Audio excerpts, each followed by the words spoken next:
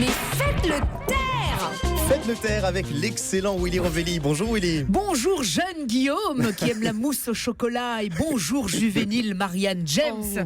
C'est toujours un bonheur de vous recevoir, hein, Marianne, dans cette émission. Vous êtes chez vous pour votre nouvelle émission sur France 2, À vos pinceaux, où des peintres amateurs vont s'affronter à coups de pinceau.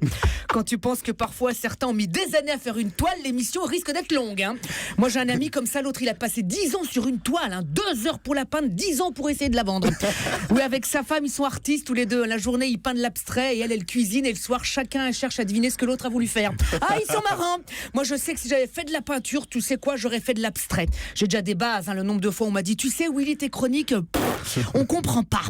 Non, mais je trouve ça bien que votre émission existe, Marianne, parce que vous allez désacraliser un peu le monde de la peinture.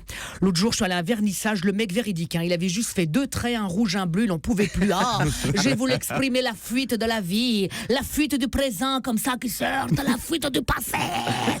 Et là, c'est tout le monde qui a pris la fuite. Du coup, l'autre jour, je gère pas ma cuisine, j'ai fait pareil à mes potes, alors j'ai voulu exprimer avec cette couleur taupe le temps et l'oubli. Et cette fissure-là, c'est pas la fissure, c'est la mort. J'ai bouffé tout seul, voilà.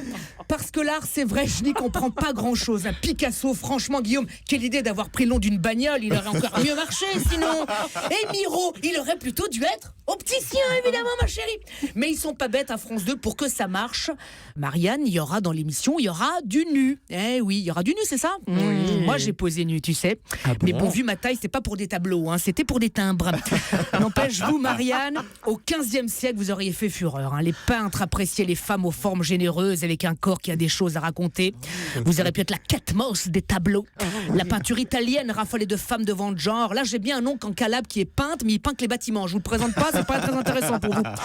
Alors, dans le jury de votre émission, vous l'avez dit, il y aura du lourd. Tenez-vous bien, mon Guillaume. Fabrice Bousteau et Bruno Vanacci. Waouh, carrément.